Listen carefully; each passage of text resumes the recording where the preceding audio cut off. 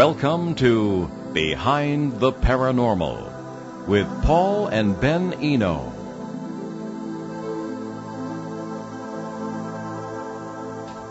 How crazy can the paranormal get? Could extraterrestrials actually be demons? What is reality anyway? Hey there, and welcome to the 194th edition of Behind the Paranormal with Paul and Ben Eno, and our Monday drive time show on WOON 1240 AM and ONWorldwide.com. I'm Ben, and those opening statements for this really weird show today, and giving those opening statements was from my father and co-host and partner in the paranormal, my dad.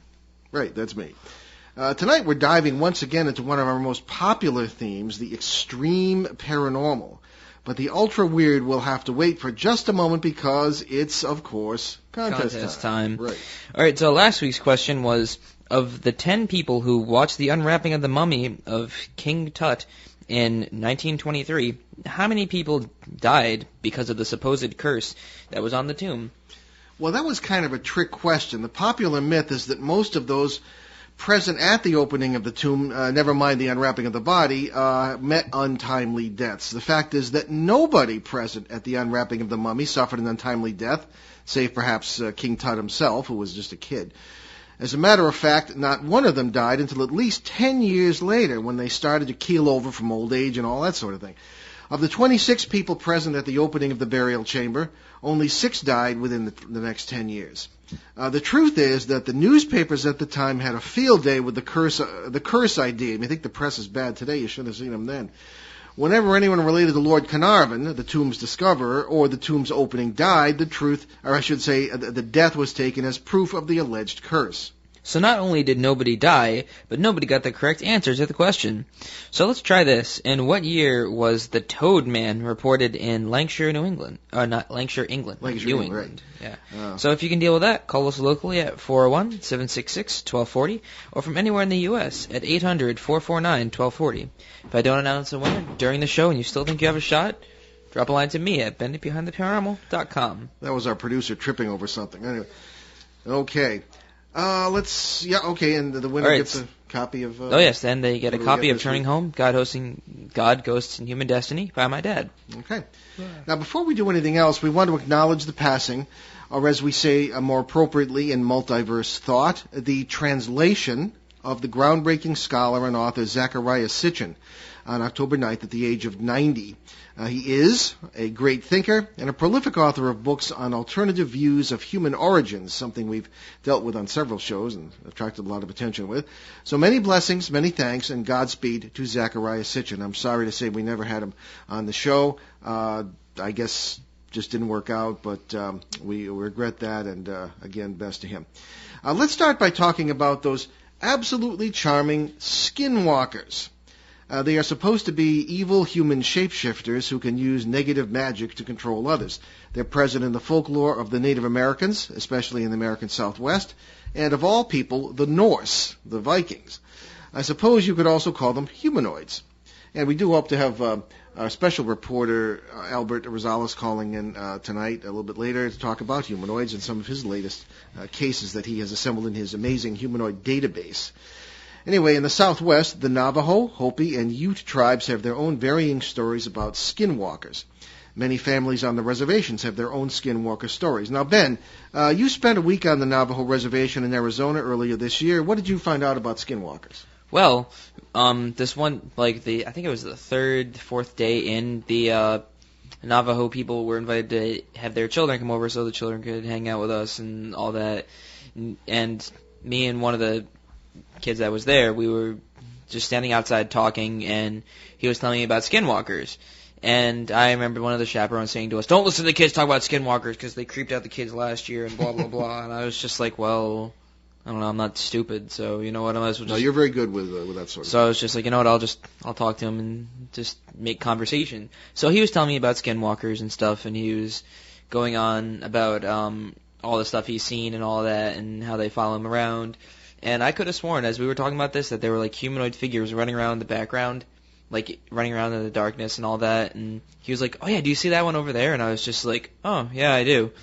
And apparently, what he was saying was that his father found someone who was a skinwalker and he died or something like that, or it was his grandfather or something, because his dad is actually not, he wasn't from the Navajo reservation. Mm-hmm. But it was very interesting talking to him and getting his thoughts on skinwalkers, because he lives with this legend like every day. So would you characterize it as kind of a shapeshifter, almost like a wolf man kind of thing, in folklore, or vampiristic, or what? Or is it just some kind of stands by itself? I guess you could consider it more of like, I don't know, werewolf kind of thing, but oh yeah, right. Something like that, huh? Kind of, because that's how the. Okay, yeah, we'll continue with our talking about skinwalkers here. Thank you, Ben. And we have a caller. Hello, welcome to Behind the Paranormal. Hello. Hey, hi, this is Albert. Oh, Albert, of course. Hello. We were just talking about you. Yeah, so Albert Rosales, our special reporter. Albert, what do you have for us tonight? Hey, listen, I just got this report from Mr. Donald Sir from Quebec, Canada. Okay. He sends me in cases once in a while, and this is an old case, but I thought it was interesting. Back in the summer of 1961, it talks about a 17-year-old girl that was in a place called St. Gerard in Quebec, out walking with her younger sister, and they noticed what they describe as a strange device in a field nearby, about 100 feet away, and there was an opening on the craft, and at the entrance to the opening there stood what they described was a medium-sized woman with very long blonde hair, wearing a dress, two-piece shirt, and gray pants. Well, I guess a two-piece shirt and gray pants. And according to them, she seemed very nice and was looking at them and smiling. Now, the vehicle was shaped like an oval with a dome, and it had landed on three legs, maybe like a tripod. And the ladies appeared not to be afraid of the young girls. I don't see why she would be, but that they just stood and stared at her, but did not approach. According to the letter, they did leave. They didn't want to stay around for some reason. And one of the girls, Violet, her first name, has experienced other incidents after that. Now, it's interesting that this case, a blonde woman or the Nordic type humanoid is reported. Mm-hmm. Of course, this is back in 1961. We don't hear that many that type of reports anymore. Yeah, that's funny. Yeah. No, I'm sorry. Go ahead. No, I thought it was an interesting case. Very much so. Well, Albert, we've been commenting recently on, we had Ted Phillips on the show, and Ted is a fellow. Ted, yes. Yeah, he's well known to you as a friend of yours as well. And he has many, many years of, over 50 years, I believe, of collecting UFO landing, not only stories, but physical evidence of UFO landings. And he was saying that in recent years, the UFO phenomena, as far as landings and humanoids is concerned, has changed. And as you kind of hinted just now, in those days, the 60s, 70s, 80s, even 90s, I guess there was a craft landing on the ground, and you could see landing marks, and people would have encounters. But now they seem to be more what he referred to as ovals, just like these lights that may be very small. I mean, what's your take on that?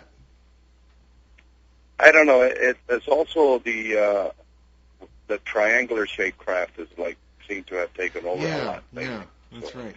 But there has been reports of landings recently, but you don't hear too many of those. There's a lot of focus on things like Roswell and the Greys, and I don't know. I think focus is that the real focus has been lost. I believe researchers like Ted and others, I think they know what I'm talking about. My feeling is that what's important here is what's the occupants or the beings. Those are what we need to focus on. Yeah. Okay. And whatever type of encounter, abduction or Well, visitation. Okay. Yes. Ben, did you have any comments about Grays or no? Okay. No, I don't have any comments. Okay. Well, we'll stay out of that subject. Okay. What else is going on, Albert? I also got a letter from a French researcher, Jean Sider from France.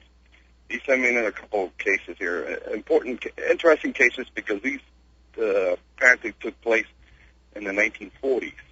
One of them in the middle of World War II in September 1943 in Corsica. Okay. The island of Corsica. Yeah. There's a man that was, two men were riding their motorcycle towards Bastia. Bastia is, I think, the capital of Corsica. They approached a high-speed turning point by a ravine. They saw what they describe a landed lenticular machine. I guess lenticular is like an oval, I'm thinking, on the ground. According to them, it's shown like a polished aluminum, and it was resting on a bank overlooking the road. And near it stood two human-like people. They were tall, and this again with short blonde hair, and they were watching the man as they arrived. They were wearing a broad, dark belt with a large loop in the middle. I guess it's some kind of something hanging there. Surprised and somewhat frightened because the two men have been sought after by the German Gestapo. This is in the middle of the war, of course, September 1943. The driver braked violently and making the motorcycle skid. Meanwhile, the two people, or humanoids, rushed back into the machine, which started to wobble and rotate on itself and before it tilted up and disappeared towards the sea in complete silence. Wow. This is September 1943. Yeah. And this is kind of cases that really interest me. This is before the so-called, the Arnold, this is what we call a pre-Arnold encounter. Mm-hmm. Because Arnold was in 1947. That's when the flying saucer became popular. Yeah, yeah. Well, I'm interested in, of course, the nature of any of these beings. And, of course, as you say, there were several classic humanoid types that would be seen in these encounters. And I don't know a lot about this. You're the expert. But it seemed to be, as you say, the Nordic type, the people with sort of blonde hair and blue eyes. And then right. These others that I guess today we might call grays or something like that, the little guys with the short and skinny and big eyes and all this. Right. Right. What other types were commonly encountered or are commonly encountered? Well, there's what they call the reptilian, which at first I didn't find too many of those cases, but lately I've been seeing a lot of that type of humanoid. Yeah, that's a big subject now, the reptilian type. Reptilian. Yeah. And I'm thinking about those back in 1988 in South Carolina when they had that, what you call a flap, where they had several sightings of a tall, huge reptilian type creature. Was that the lizard man thing they were calling it? There was one of the first witnesses was a young man named Davis. He was his car had broken down, and he saw something come out of a nearby swamp running towards him, and he looked. He said it was huge and looked like a reptile with yellow eyes, glowing eyes, that would appear to have claws. And very scary. But this is back in 1988. There were several cases. Well, I know there was a case recently where people came out and they had heard a big ruckus out at night. I believe this is in North Carolina, and something had literally chewed on their car. And they would say the lizard man is back. I read that somewhere, and they relate that back to the reptilian encounter back in '88. Yeah. It could be that it had returned. Well, a lot of the conspiracy theorists have tied into and we're not conspiracy theorists here. I'm open-minded, and I've seen some things that make me really wonder, but I really can't call us conspiracy theorists here. But the idea of the reptilians, who are somehow behind a lot of events and they control things. People will send us videos and pictures of well-known politicians, and on the screen their eyes kind of change. People say, aha, reptilian. I don't know. To me, people ask us about the multiverse idea. Okay, well, I suppose you could have alternate worlds in which the comet or whatever it was that killed the dinosaurs never hit, and they went on to develop into thinking creatures, and they probably look like reptiles, or at least lizards. I don't know. So yeah, I mean, all these things are possible. What do you think is behind it? No, you know David Icke from England. Oh yeah. He's the one that's behind most of these reptilian taking over the world scenarios. Yeah. That he says that the whole royal family in England are reptilians. Oh, that's nice. According to him, that's his theory. Now, like you, I have an open mind, but I don't think I'll go that far saying that. No, not people yet. out there that politicians play. I won't say that. Yeah. Well, I respect the royal family. I hate to think that they have scales. I'm sure they don't. Yeah. Well, very good. So, any other cases? Yeah. Well, come to he your sent me attention? to that. Yeah. Gene Siders. The other case is also from France. This is from 1945, October, November, in the region of Albisque, Pau, P-A-U. That's near the Pyrenees area. The witness here was a major of a small village. He was going home in a motor in his motorcycle again. No, I'm sorry, in his Renault small vehicle. When suddenly he stopped functioning, and about 100 meters away, the witness noticed on a field a strange disc-shaped device. He called it a disc, resting on what appeared to be supporting crutches. And according to him, it was completely surrounded by a purple color haze, looking like a cheese, with thickness will not exceed a meter. On one extremity stood 3 or 4 figures. Because of the light that emitted, he was able to distinguish very well in detail. They turned back to the object without hurrying themselves, and without him knowing how, they entered the craft or disappeared into the craft, which then took off noiselessly and disappeared from sight. He doesn't go into description here as far as the entity. Yeah. He says that the car started soon after that, and the next day he found that the bumper of his car was magnetized, so the small metallic objects were attracted to it. Very, very strange. And later his car was so strongly adhered to a lamppost to which he had parked it that he experienced difficulties in moving it away from the lamppost. Oh, dear. Must have been Yeah. kind of strange. What But do you think? This is from 1945 October. Okay, well, again, pre-Arnold, as you say. Yeah. What do you think is really going on here? A lot of these cases, I suppose, unless they end in abductions or something, they don't really go anywhere. I mean, why, in your opinion, are these, whoever they are, landing, or were they landing in 1945, whatever, and encountering people? What was the point? What do you think was really going on? Some researcher asked me the exact same thing. He goes, "What is the point, Albert, if some farmer walking down the field sees a craft land, 2 men get out, or 2 humanoids get out, and they grab a piece of or they pull a plant from the ground, and they go back into the craft and leave. Uh-huh. What's the point to all that?" So it might have nothing to do with the witness. Yeah, maybe they didn't even know he was there. Maybe Yeah. they're in some kind of their own world per se, or and they're doing something that we have no way of knowing what it is. Yeah. In appearances, it might be what we saw, but it might be something completely different. I don't know. It seems like sometimes they stage things. I don't know. I can't. Yeah, really it's say. nobody really knows. Well, we've done 14 hours on the air with the Rendlesham witnesses, and we just finished up last night. We're going to do a final show in December, just summing up. But 14 hours on the air, and their ultimate conclusion was, well, we don't know what this was. A couple of them. Well, they last night was very interesting. We had Stan Friedman, the well-known UFO researcher, as the anchor of the panel.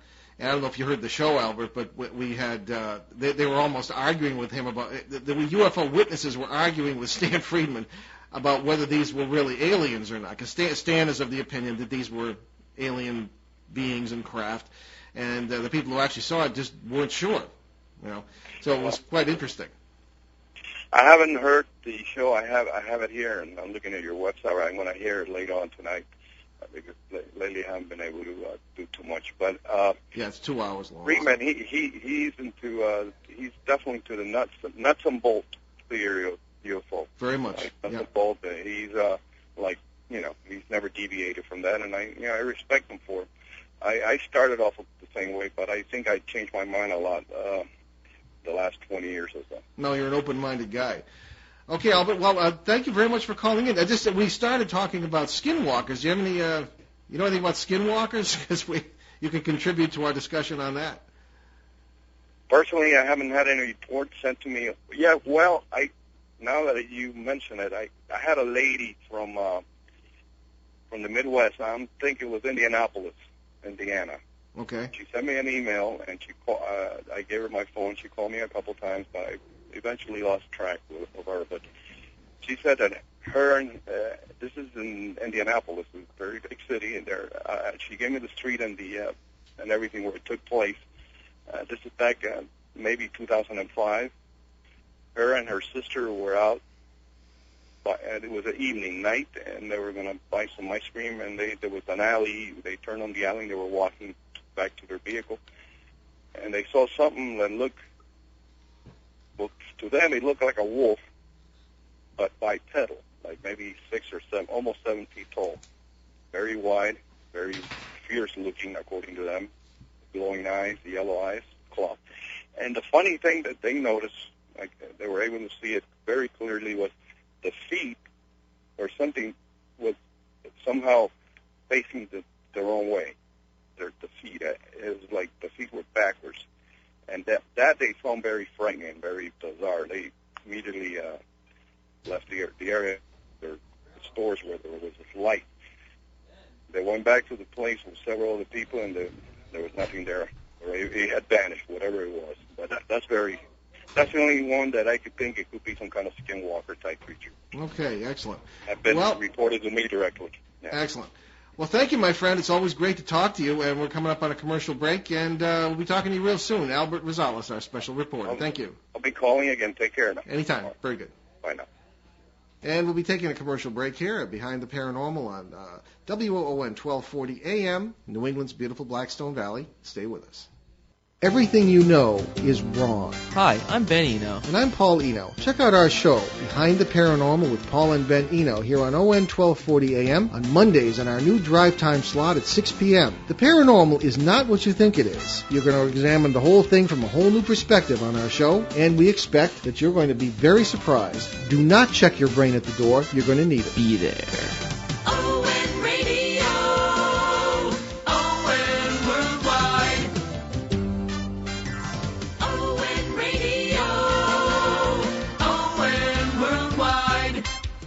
Hi, Rick Pickard here. The great sounds of rock and roll is back every Sunday from 1 to 4. Memory Lane will be playing songs from the 50s and early 60s. Be part of the great memories and sounds. See you there. ON Radio, ON Worldwide. ON Radio, ON Worldwide. Hello, everyone. My name is Bill Bruno, and I would like you to join me and my friends every Sunday afternoon from 1 to 4, because the oldies are back on WOON. The Memory Lane Show, every Sunday afternoon from 1 to 4. Tell your friends that the oldies are back on WOON. ON Radio, ON Worldwide. Okay, we're back Behind the Paranormal with Paul and Ben Eno on WOON 1240 AM and ONWorldwide.com. We've been talking about some strange aspects of the paranormal, the most strange aspects of the paranormal, extreme paranormal. And we started talking about skinwalkers, and our good friend and show reporter Albert Rosales called in and was talking about some strange humanoids cases that have come his way recently. Now, I understand Ben has some experience with this because he was down on the reservation there in Arizona. I understand that people can actually train to become skinwalkers. I don't know with whom. Other skinwalkers? I don't know. Well, I suppose that would make sense. Supposedly it takes years of hard work, and it can involve, human sacrifice. I mean, this is not positive stuff. Skinwalkers, of course, being, I suppose, some sort of Native American equivalent to werewolves or vampires in their folklore. Pretty negative stuff, reeks of parasites to me, I'd say. Anyway, there are reports from the Navajo of one indirect skinwalker incident in the 1970s when a Las Vegas lawyer filed suit against a father in a child custody case, and he filed suit against a skinwalker. I don't know what judge heard this case, but anyway, he claimed that the father was using a skinwalker who was in turn using witchcraft to gum up the custody case. Now, supposedly the child involved... Hey, don't look at me like that. This is extreme paranormal. Right? Supposedly, the child involved reported some odd goings-on when he spent a night with his father on the reservation. Now, according to the boy, Dad had a very strange-looking, quote, medicine man, unquote, with him, and the two were using wooden dolls that looked like his mother and the lawyer. After chanting over the dolls, they all went to a cemetery and buried the dolls. Now, apparently, the family court judge didn't consider this a joke. He awarded the mother full custody of the boy and made the father pay child support. Now, I don't know if they ever buried a doll that looked like the judge, but apparently he got through. Anyway, the guy lost. Skinwalker didn't do the guy much good. Now, also in the 1970s, a woman making one of those early morning newspaper deliveries on the Navajo reservation in Arizona reported hearing something scratching at her car's passenger side door where her child lay asleep. She claimed that the door burst open and she was confronted by a bizarre creature with bright, terrifying eyes. She described it as half human, half animal.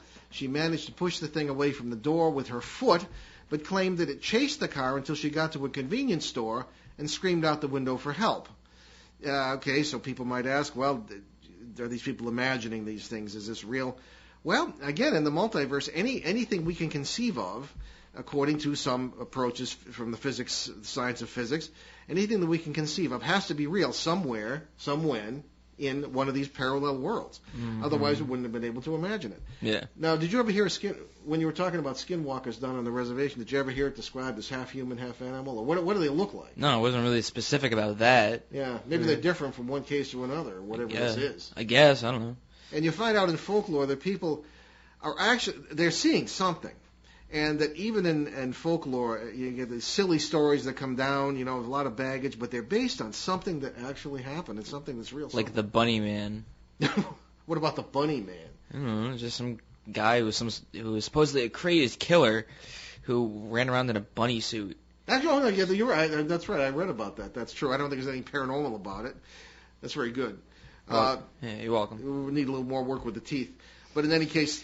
Yeah, this guy actually... I mean, there are people who are pretty nutty, as we know, who'll pretty much do anything. Probably half of them listen to this show.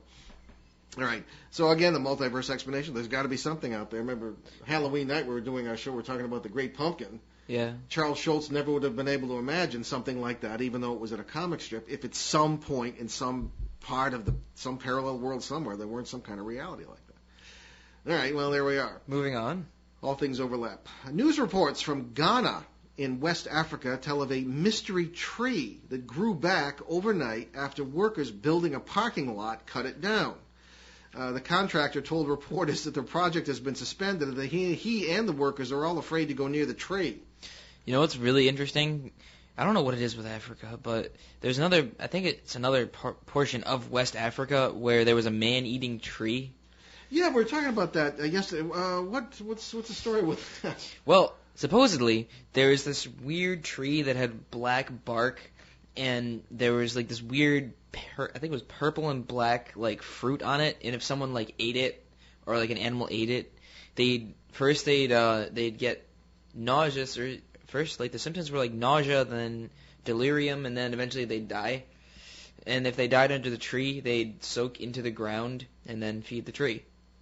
There's also another story of a man-eating tree in England. Really? Yeah, it was in folklore. Eat people, like it would eat people. Okay. Well, you think of what was it? Lord of the Rings. Lord of the Rings. Well, I mean, we're just not supposed to be talking fiction here, but I mean, who knows? I mean, anything is possible, and even in Africa, there are a lot of areas of the planet that are unexplored. We talk about cryptozoology, where there are categorized species of animals, and maybe there are some strange things with trees and whatever. Obviously, it sounds as though the fruit certainly is poisonous. Oh, yeah. And maybe the rest kind of comes from that, or hallucinogenic, and that could explain some of that too. I guess, yeah. Yeah. So. I don't know how anybody could have lived to. Well, speaking of nature and trees, there are stories of the ancient god Pan, for whom I have a great fondness, actually. And there are stories of modern day, I suppose you could call them Wiccans or witches or just people who are close to nature, who have put, I'm not going to call them curses, but I'll say protection in the name of Pan on construction sites that they didn't like what was going on there.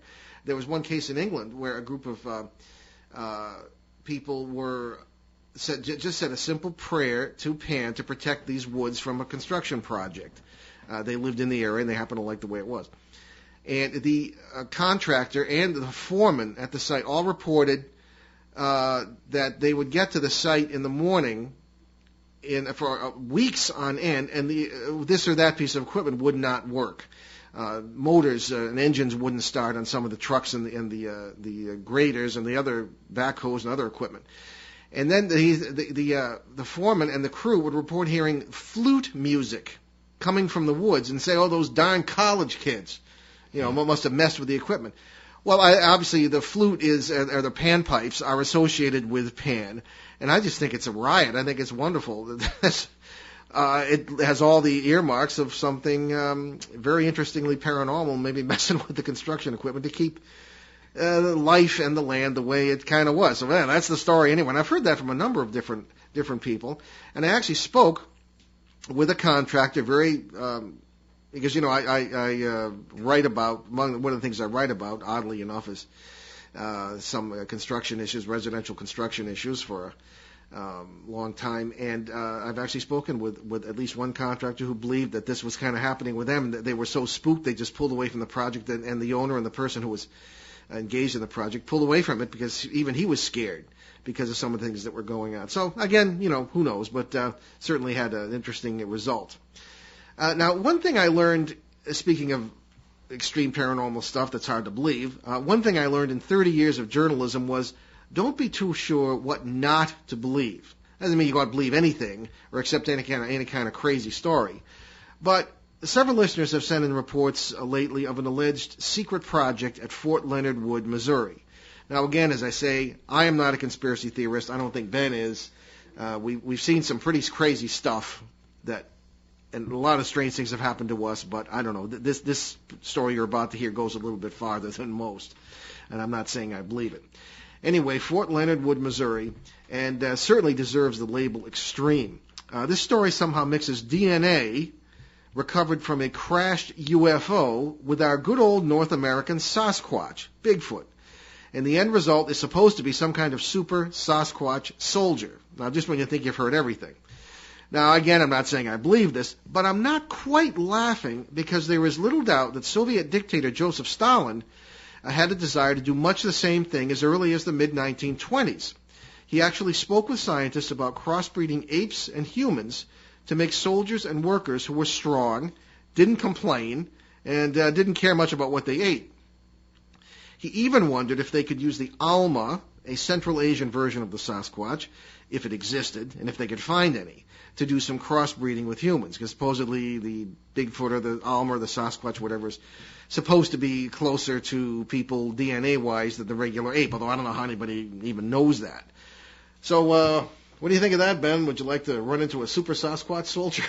Well, there was a report or something from like Russia in, I think it was in the late 1800s of this woman that was like, it wasn't a woman. It was like a mix between like an ape and a woman. They kept it in a cage. Oh yes, that was in Russia, wasn't it? Yeah, it was in Russia. It was okay. like it was on the border of Georgia, I think. Yeah. It was near the mountains over there. I forgot what it was. Yeah, and they kept it in a cage, and some guy was like in love with it and wanted to like set it free or whatever. I remember that. That there are people in living memory who told stories of this woman who now was it? I believed who was fathered by an Alma, Yeah. supposedly, according to the story. And the daughter, the resulting daughter, was very hairy, but had a lot of mostly human characteristics. And that's right, you're right. I forgot about that stuff. And yeah. they thought they found like the skeletal remains of it, and then there was the baby, or whatever. The guy had like she had a baby, and they Oh, and they tested the DNA, and the baby was human. So we don't really know what happened as far as that's concerned. Yeah. Okay, yeah. Thank you for reminding me. I've forgotten about that completely. Welcome. Well, there was also the what was it called? The Human Z, supposedly a chimp-human cross that ended up in America somehow and had human characteristics. He ate at the table. His fingers were much more human-like and nimble in human ways than an ordinary chimps. Although chimps supposedly are very close to us DNA-wise. Yeah. So I suppose that these things are theoretically possible. So who knows? But whether that's going on at Fort Leonard Wood, I don't know. So, and again, anybody's guess. Yeah. Several readers have written in to ask about a video on liveleak.com, with Jamaican news cameras recording what appears to be an invisible entity or some sort of energy pulling and pushing a young boy around. In one shot, the boy with his family trying to protect him is seated in a plastic chair when something pulls the chair up and back. In another shot, the boy is standing by a wall being interviewed when something clearly grabs his left leg and starts to pull him away until his mother grabs him and pulls him back. Now, I've closely watched that video, and even though I don't know anything about the case, I'm betting that it's legit, simply because I've seen that happen with my own eyes, and it looks exactly like it does in the video. I'm referring particularly to the case in Bridgeport, Connecticut in 1974. Ben hasn't had the pleasure yet. Nope. But in two of my past cases, both active poltergeist situations, I was in just that position of trying to protect a child. In one instance, a chair with the child in it and people sitting all around in a kitchen actually rose into the air, and I had to push it back down. And I always say this, it felt as though something kind of relented and let me do it. And it did not fall back to the ground. It kind of, something came down that was holding it, I pushed, and it allowed me to do it, and the thing landed on the ground. I should say on the floor without the child being unnecessarily disturbed, although she obviously felt the chair lifting up. Anyway, in another instance, I was unsuccessful in keeping the thing off the child, and it literally threw her across the room like a rag doll. That's just what she looked like. And she landed in it, fortunately, in a chair, not on the floor, not against the wall, on the other side of the room. And it looked very much like this poor kid in this video. And so naturally, right, what's actually happening here? And this is something that would obviously terrifies children or comes close to the things that really scared us when we were young or scare us now. The poltergeist idea, poltergeist being from two German words meaning noisy spirit. And what I think they are and what I've seen is that they are parasitical entities, such as we often talk about on the show, who get so strong that they can literally affect the environment and can create all sorts of problems like this. Now, on the other hand, there is the thought that this might not be entities pulling people around or doing this stuff. It could be just disorganized energies that come from the presence or the same processes that allow these entities to manifest in our particular reality. I'll give you an example. Now, Ben and I were working on a very interesting case over the weekend at an undisclosed location in Connecticut. It's a case we have mentioned on the air before. Very, very interesting. Involves everything from ghosts to UFOs, and sort of really personifies the multiverse idea that we often talk about. And that's why the woman initially called us 5 years ago, because we've been working on this for 5 years. And she said that she read my book, Footsteps in the Attic, which talks about the multiverse idea. And she said this is the only thing that explained what was going on in their house. So what happened, we were there over the weekend. Everything was very quiet, as it very often is when we go in there. Ben and I made an attempt to move some of the portals, as it were. A lot of worlds coming together, a lot of membranes converge. There were even photographs of that. And we tried to move some of the portals out, at least out into the yard, so that whatever's coming through there, a lot of strange things have come through, creatures you really couldn't classify, things you might call ghosts, whatever, and at least so these people can have their house back. Yeah. So it seemed to be pretty peaceful when we slept. We slept literally in the quote unquote the most haunted room in the house, and everything seemed very peaceful. We had the company of a very interesting cat all night who belongs to the family. Yeah. And this morning, we got a note saying that, my daughter said, this is the woman who owns the house, my daughter said that, well, they knew Paul and Ben were gone because they tried to do something this morning. One of the toys jumped out of the box of toys in the child's toy room and started to move around on its own, this sort of thing. It is a mechanical toy, by the way. We're not talking about this doll in Maine anymore. Yeah. And this sort of thing. And I said, you have to be careful because you can't assume this is entities doing this. It's probably, or just as likely, the energies associated with the portals and the various kinds of interactions that occur among worlds in this site. And you're not going to change that. It seems to have a lot of energy in the ground, geotechnic processes that feed this, that allow it to happen. And there are a lot of things that have to be lined up. So I said, because she went in and started yelling at it, which is the worst thing you can do, as far as, feeding negative energy out, and if it is an entity, a parasite, it's going to feed on it.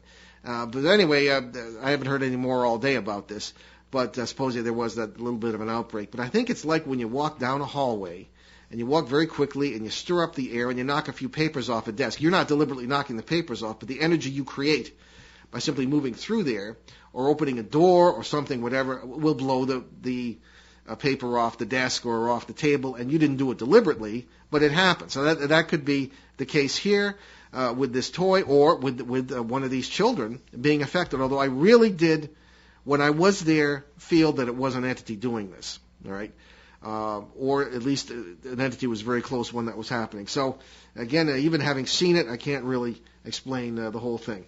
Ben, any thoughts? No, you pretty much hit the nail right on the head with that. Well, speaking of videos, we got a very interesting one this past weekend. There were all sorts of things happening in this house, and we have a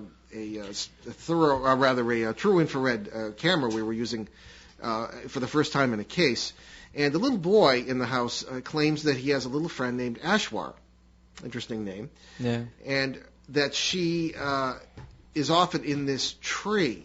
And we got the impression that this is, there are many species who kind of come together in this house, most of whom are benign or don't know or don't care, or at least are not evil in our sense. And this Ashwar was supposedly in this tree. So we went out. It was very dark.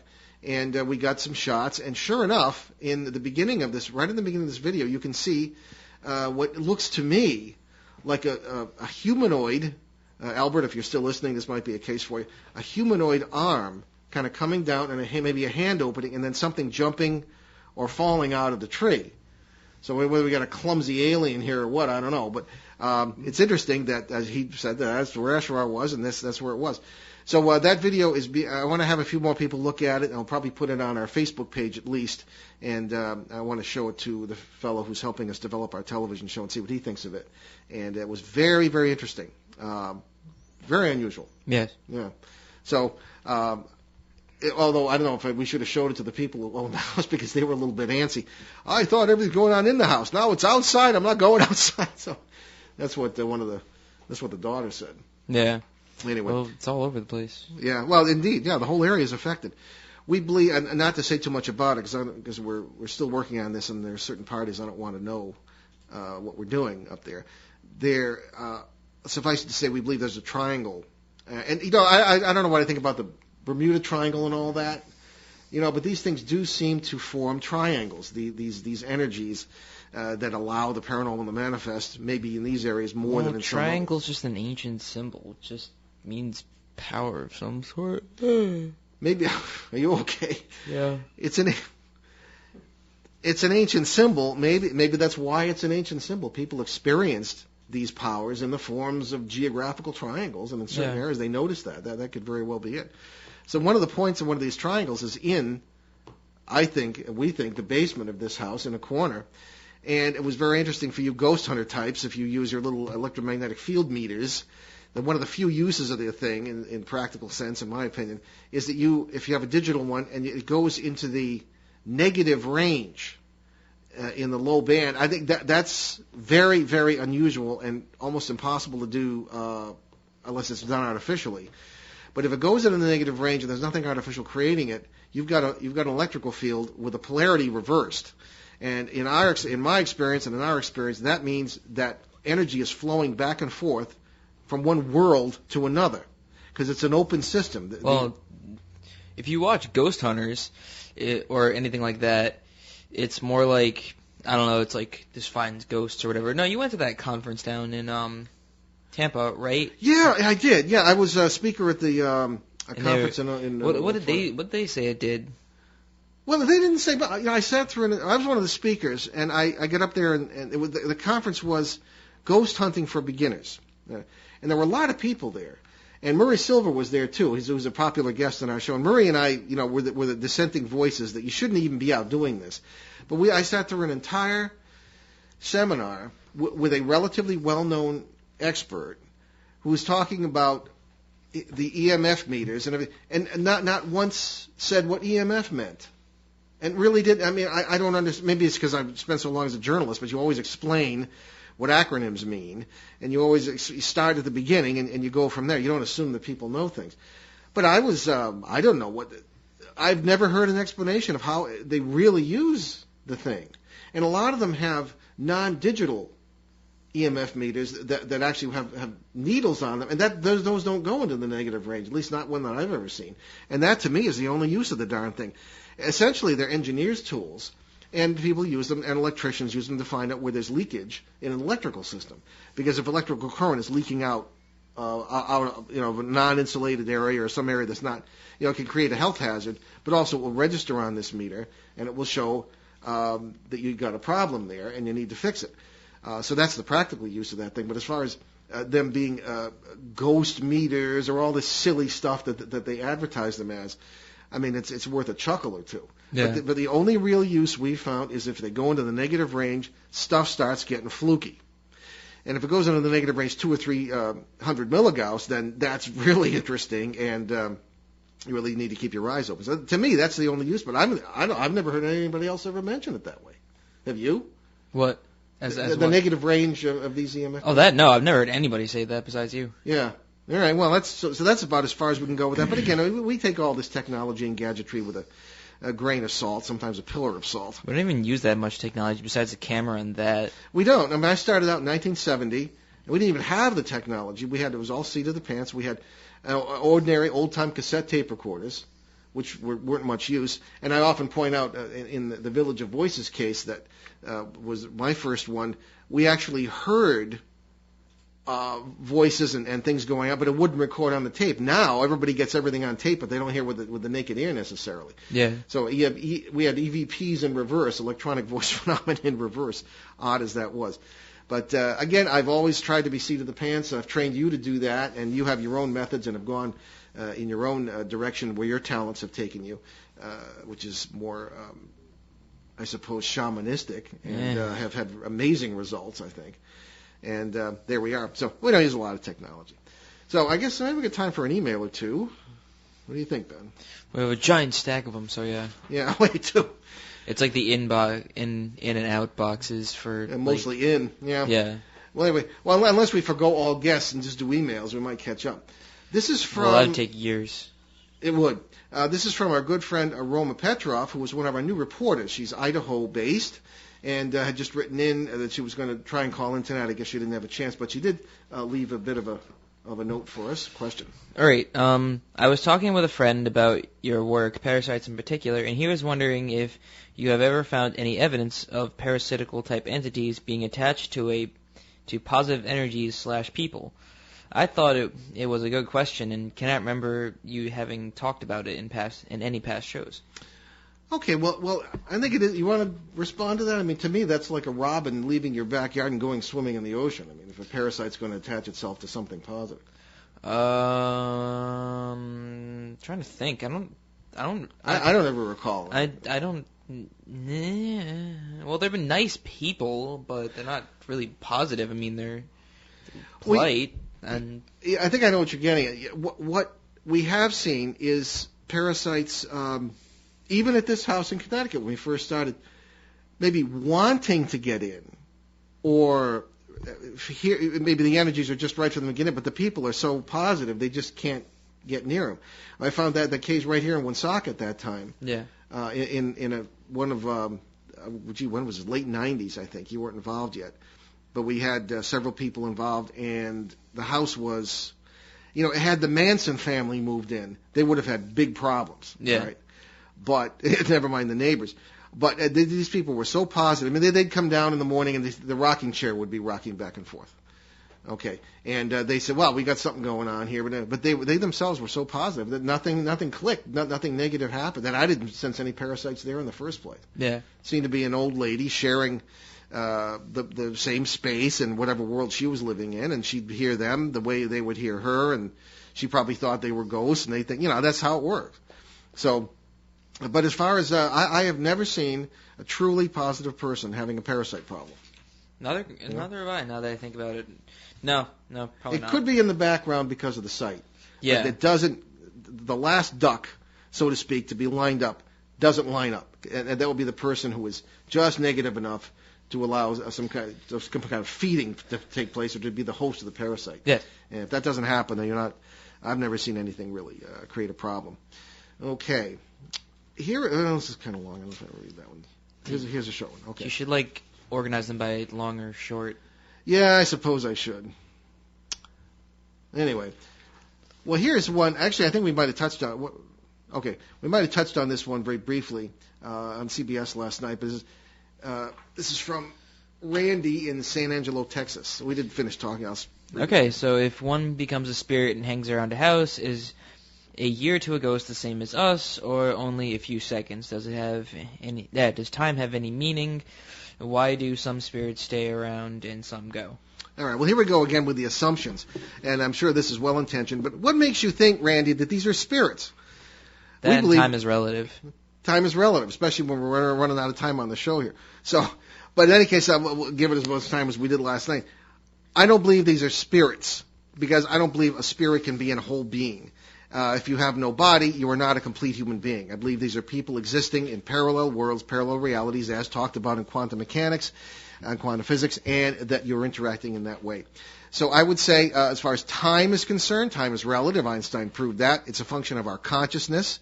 It passes differently for different people in different situations. There are areas on the Earth where it'll pass more slowly or quicker because of the geotechnics under the area. People traveled to the moon. They proved that time sped up a little bit for them, and that they didn't age as long. They were traveling about 25,000 miles an hour. It was very slight, but medical technology at the time was able to see that Einstein was right. The faster you travel, the slower you age. So it's all relative. So I would say, don't worry about it. Okay, I don't think that's you're either going to be a spirit or you're going to be slow or anything else. Anyway. It's coming down to the end of the show here on ON 1240 AM, and we want to say thanks to our good friend and producer, Craig Pelletier, and we will see you next week, Monday, December 6th, when our guest will be UFO researcher and disclosure activist Steve Bassett. Steve has spoken at the National Press Club. He's been taken very seriously. All right, so on our regular Sunday show on December 5th, 7 p.m. Eastern, 4 Pacific, on CBS Radio in Pittsburgh, Boston, Detroit, and Seattle, and online at www.newskyradio.com and at parax.com. We'll be welcoming back British author and folklorist and psychic Cassandra Eason for a look at fortune-telling, fate or fraud. And check out our website at www.behindtheparanormal.com and your local radio schedules for CBS stations that carry the show and websites where you can hear us from anywhere. And remember, you can always get free podcasts of all our shows along with show schedules and guest information at www.behindtheparanormal.com.